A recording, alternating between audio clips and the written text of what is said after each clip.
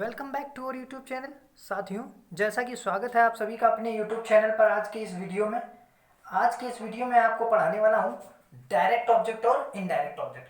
कैसे, किस तरीके से हम पता कर सकते हैं किसी भी सेंटेंस में कि डायरेक्ट ऑब्जेक्ट क्या है और इनडायरेक्ट ऑब्जेक्ट क्या है। तो ये बहुत ही सरल होता है, बस इसके लिए आपको वीडियो में बहुत ही पेशेंस यानी धैर्य के साथ में वीडियो को पूरा वॉच करना है। सही से कंप्लीटली वॉच कर लीजिए। गारंटी है कि आप निश्चित तौर पर डायरेक्ट ऑब्जेक्ट और इनडायरेक्ट में को आसानी से समझ पाएंगे। देखिए क्या होता है, ये कब समस्या आती है, अच्छा इसकी जरूरत क्या पड़ी, क्यों मैंने इस वीडियो को बनाया। आपने सुना होगा पैसिव और एक्टिव, एक्टिव पैसिव। यदि आप इंग्लिश से जुड़े हुए हैं तो ये बात तो बच्चे को पता होगा कि आगे हमें एक्टिव और पैसिव वाइज भी बनाने होते हैं। एक्टिव से पैसिव, पैसिव से एक्टिव, ये बनाना होता है।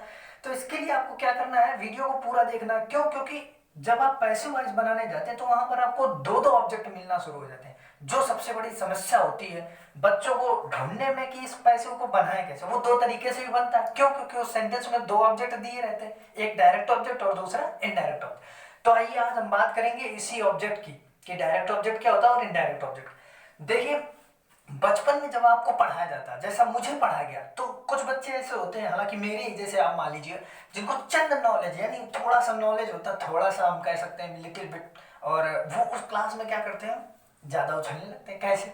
तो वही मैं आपको बताने वाला हूँ कि एक बार मेरे साथ क्या हुआ, वही मैं आपको पूरी बात बताऊंगा। और गुरुजी ने, जो मेरे गुरुजी थे, उन्होंने मुझे अधूरा नॉलेज दिया। और जब अधूरा नॉलेज आपको मिलता है तो आप पूर्ण रूप से उछलना शुरू हो जाते, कह रहे इसमें क्या, ये तो मुझे आता। वही कुछ मैंने किया और फिर इसके बाद में मुझे कंप्लीट नॉलेज दिया गया। वही मैं अभी करूंगा इस वीडियो में। आप आइए जरा ध्यान से देखिए। तो जैसे आप सभी को पता होगा कि ऑब्जेक्ट जो है वो टू टाइप हो गया आपका, डायरेक्ट ऑब्जेक्ट और इनडायरेक्ट। डायरेक्ट ऑब्जेक्ट और इनडायरेक्ट ऑब्जेक्ट कुछ इस तरीके से समझाया गया। बड़ा ही अच्छा लगा कि हाँ, बहुत अच्छे से हमको सब कुछ आ रहा और आप समझ तो जाते ही हैं कि क्या है। तो उन्होंने एक सिंपल सी मुझे वो वाली डिफिनेशन बता दी, जिससे कि, और हाँ पढ़ा क्या दी, उन्होंने थोड़ा हिंट दिया और मुझे लगा कि यार इसमें क्या था। ये तो देखो मुझे देखते ही आ रहा, समझ में आ रहा है। इसमें कोई पूरा खुल के नहीं बताया कि इसमें देखिए कि किस तरीके से तुम सही से फाइंड आउट कर पाते हो, मतलब लॉजिक नहीं बताया, बस ऐसे एग्जाम्पल से समझाने की कोशिश की। वही मैं करता हूँ। सबसे पहले जैसे मैंने आपके सामने कुछ एग्जाम्पल लिखूंगा, तीन चार, आप अपने आप से समझने लगे, खुद ही बताएंगे कि अरे इसमें क्या है, फालतू मेरा समय बर्बाद कर रहे हो। वीडियो मैं देख रहा हूँ कि इसमें क्या था, बहुत ही सरल है। लेकिन आप यकीन मानिए, आप एक पल के लिए आप भी थोड़ा आश्चर्य में पड़ जाएंगे कि ऐसा भी होता है। देखिए, तो हमने कहा जैसे ही टीचर मी, ही टीचर्स मी। नेक्स्ट सेंटेंस लिखा हमने ही टीचर्स मी इंग्लिश। ठीक। अगला सेंटेंस हमने लिखा I gave you a pen. Next sentence मैंने लिखा सी शी गिव्स यू अ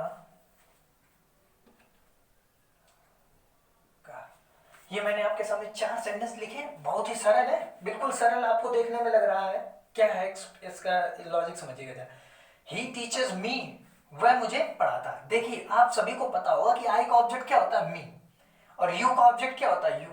तो आई का ऑब्जेक्ट यहाँ पर मी दिया गया, कुल मिलाकर के ये ऑब्जेक्ट है। अभी हमें ये नहीं पता है कि ये डायरेक्ट है या इनडायरेक्ट, हम अभी आपको बताते हैं।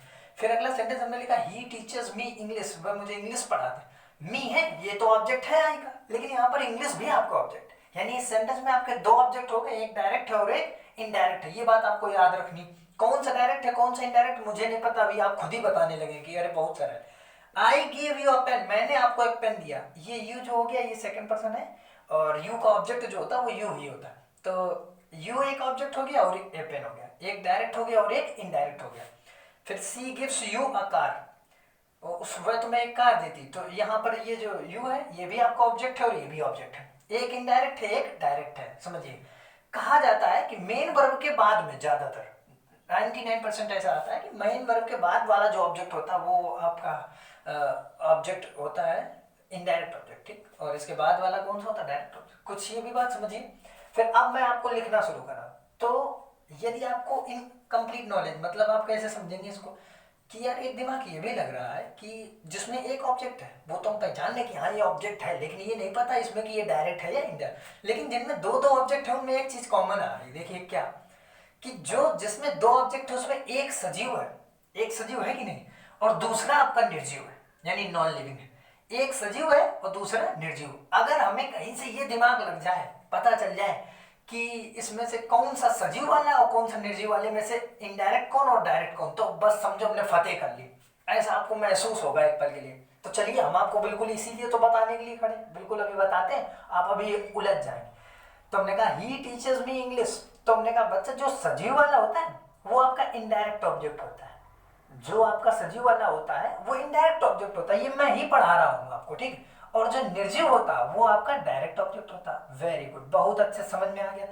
अब क्या सर, कोई दिक्कत नहीं, बहुत ही आसान आपने बता दिया कि सजीव हम देखेंगे किसी सेंटेंस में, हमसे ऑब्जेक्ट पूछा जाएगा, हम ये बताएंगे कि ये वाला कैसा है, इनडायरेक्ट। और जैसे ही निर्जीव नजर आएगा तो हम तुरंत बोल देंगे डायरेक्ट ऑब्जेक्ट। बहुत खुशी हुई ये जान करके कि हमें आज ये पता चल गया कौन इनडायरेक्ट कौन डायरेक्ट। अब इस हिसाब से आप क्या इसमें बता सकते हैं इसमें कौन सा इनडायरेक्ट कौन सा इनडायरेक्ट डायरेक्ट है। I gave you a pen, देखिए इधर वर्ब के बाद में सजीव निर्जीव वाला काम शुरू, अगर दो दो ऑब्जेक्ट है, देखो ये रहा आपका यू दिया गया, सजीव है, यू माने तुम मतलब सजीव होता, कोई व्यक्ति होता तो ये हो गया सजीव, इस तरीके से हम समझ लेंगे। तो ये पक्का मेरा इनडायरेक्ट हो गया, और इधर ये जो निर्जीव है ये पेन, ये आपका क्या हो गया, डायरेक्ट। बहुत ही अच्छे समझ में आ रहा था, सारी चीजें क्लास एकदम अच्छे से चल रही थी, मस्त बिल्कुल मजा आ रहा था। सी गिव्स यू अ कार, वो तुम्हें एक कार देती है, ठीक, कार देती है, अच्छा लगता है। I give you a pen, मैंने आपको पेन दिया, ये भी अच्छा है, मुझे इंग्लिश पढ़ाई, ये भी बहुत बेहतरीन सेंटेंस। फिर दिक्कत कहाँ आई, यू जो है ये कैसा हो गया, इनडायरेक्ट हो गया।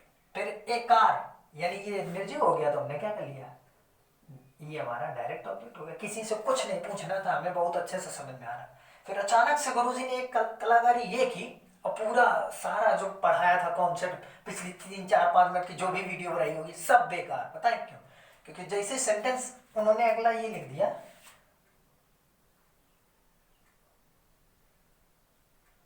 शी गेव मी अ हेन, उन्होंने मुझे एक मुर्गी दी, उन्होंने मुझे क्या दी, मुर्गी दी। मान लीजिए कोई बात थी, ऐसे कहते चलो कोई बात नहीं, हम तुमको एक मुर्गी दे रहे हैं, चलिए ले जाइए, मुर्गी दी है, तोता दिया, आपको जो आपको फेवरेट लगे वो आप लिख लीजिए, उससे कोई, लेकिन वो भी सजीव होना चाहिए, पक्षी हो या कोई भी जीव हो, जंतु जो भी।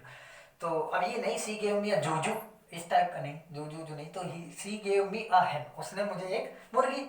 अब देखिए यहाँ पर आप वही दिमाग लगाओ, कौन सा, मी वाला इनडायरेक्ट और अ हेन डायरेक्ट। तो मैंने अभी आपको एक रूल पढ़ाया था, उस हिसाब से तो मेरा गलत हो रहा, क्योंकि हमने अभी आपको ये बताया था कि जो डायरेक्ट होगा वो हमेशा कैसा होता है, निर्जीव, और इनडायरेक्ट वाला सजीव। इस समय आप देखिएगा, आप सेंटेंस देख सकते हैं कि आपको दोनों सजीव लग रहे हैं, क्योंकि इसमें भी जान होती है, मुर्गी जो होती है उसमें भी जान, और ये जो मी है यानी मुझे, ये तो सजीव है। तो यहाँ पर ये रूल नहीं लगता। तो इसको हम लोग बेसिक से क्यों ना समझ लें, क्योंकि ये कभी कभी क्या होता है, जो पीछे लिखा हुआ है ऑब्जेक्ट वो आगे आ जाता है और आगे वाला पीछे चला जाता है, ऐसा होता है, ऑब्जेक्ट का स्थान भी परिवर्तित हो जाता है, बट उसके साथ में फिर प्रीपोजिशन कुछ टू या फॉर लग के आती। चलिए आइए हम इसको बेसिक से समझ लेते हैं किस तरीके से ऑब्जेक्ट हम ये इससे पता करेंगे। जब हम मेन वर्ब आप सभी अच्छे से जानते हैं, मेन वर्ब के पहले हिंदी में रखेंगे क्या, जब क्या रख करके जो उत्तर आएगा वो आपका होगा, वो आपका डायरेक्ट ऑब्जेक्ट होगा। जैसे हमने कहा सी गेव मी अ हेन, उसने मुझको दी, यही रूल आपका यही है, इस तरीके से पता किया जाता है डायरेक्ट कौन इनडायरेक्ट। सी गेव मी अ हेन, उसने मुझे एक मुर्गी दी, क्या दिया है, एक मुर्गी, यानी जो क्या करने पर, वर्ब से जब आप क्या का प्रश्न करते हैं मुख्य क्रिया से, तो उसका जो रिप्लाई आता है वो आपका डायरेक्ट ऑब्जेक्ट होता है। ये लॉजिक बिल्कुल एकदम फिट रहेगा, इसको कोई भी नहीं फेल कर सकता, कोई भी इसको फेल ही नहीं कर सकता है। और जब आप मेन वर्ड से पहले व्हाट का प्रश्न, व्हाट माने होता है क्या, इसका जब प्रश्न करते हैं तो आपको जो आंसर मिलता है वो आपका डायरेक्ट ऑब्जेक्ट होता है। और जब यही मेन वर्ड से पहले आप यानी WHOM माने होता है किसको, किसको का प्रश्न करते हैं, तब आपको इनडायरेक्ट ऑब्जेक्ट का पता चलता है। जैसे हमने कहा सी गेव मी अ हेन, उसने मुझे एक मुर्गी दी, किसको दी, किसको दी, तो उसने कहा मुझे यानी यही आपका क्या हो गया, इनडायरेक्ट ऑब्जेक्ट। अब ये आपका बेसिक रूल रहा, बहुत ही अच्छा ये इसको इसका कोई काट नहीं, यानी ये एकदम श्योर 100%, इससे आपको कभी भी गलती नहीं होगी। जब आप क्या वर्ब से जब आप क्या का प्रश्न करेंगे तो भी कोई ऑब्जेक्ट अगर होगा तो मिलेगा, किसको रखेंगे तो भी आपको ऑब्जेक्ट का पता चलेगा। अब देखिए जैसे मैंने कहा ही टीचर्स मी, वह पढ़ाता है मुझे, वह मुझे क्या करता है, पढ़ाता। अब इसमें देखना ऑब्जेक्ट आपको पता करना क्या रखिए या किसको रखिए, अगर होगा तो पता चल जाएगा। क्या पढ़ाता है, नहीं पता। किसको पढ़ाता है, मुझे पढ़ाता है। किसको पढ़ाता, वर्ब के पहले में किसको क्या रख दिया, हूं, यानी किसको रख दिया, तो मैं पता चल गया किसको पढ़ाता है, मुझे पढ़ाता है, तो पक्का ये ऑब्जेक्ट है। तो जब किसको रखने पर जो आता है वही आपका क्या होता है, इनडायरेक्ट ऑब्जेक्ट। ठीक, कोई प्रॉब्लम नहीं है। अच्छा इसमें देखिए ही टीचर्स मी इंग्लिश, वह मुझे पढ़ाता है English.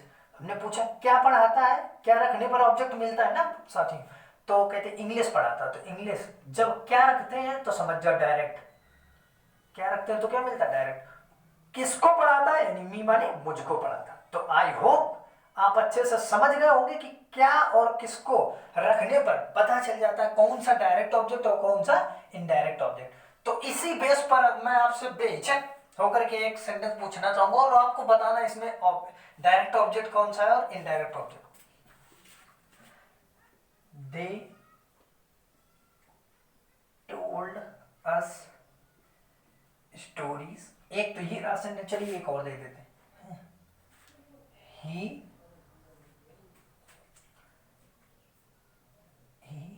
Has taught me English. इन दोनों सेंटेंसेस में आपको क्या करना है, सेंटेंस नंबर 1 डालना और कमेंट में इसका रिप्लाई करिएगा कि इसमें इनडायरेक्ट ऑब्जेक्ट कौन है और डायरेक्ट ऑब्जेक्ट। इसमें भी आपको इनडायरेक्ट ऑब्जेक्ट और डायरेक्ट ऑब्जेक्ट बताना है। यदि आपको वीडियो अच्छी लगी है तो वीडियो को लाइक कर दिया करो भाई, और कहना पड़ता है। और अगर ये वीडियो और ज्यादा पसंद आई हो और आप चैनल पर नए हैं तो चैनल को सब्सक्राइब करना बिल्कुल भी ना भूलें। और इसी तरीके की अच्छी यानी ज्ञान वाली मस्त बिंदास वीडियोस पाने के लिए हमारे चैनल को ज़्यादा से ज़्यादा वीडियोस को ज़्यादा से ज़्यादा शेयर करिए। और मिलते हैं हम लोग नेक्स्ट वीडियो में, तब तक के लिए अपना ख्याल रखिए, घर पर रहें। कोरोना वायरस तो चल ही रहा है जैसा कि आप लोग देख रहे हैं, तो इसकी वजह से इसके प्रकोप से बचने के लिए हमें घर पर रहना, स्टे सेफ, स्टे होम। मिलते हैं नेक्स्ट वीडियो में। जय हिंद, जय भारत।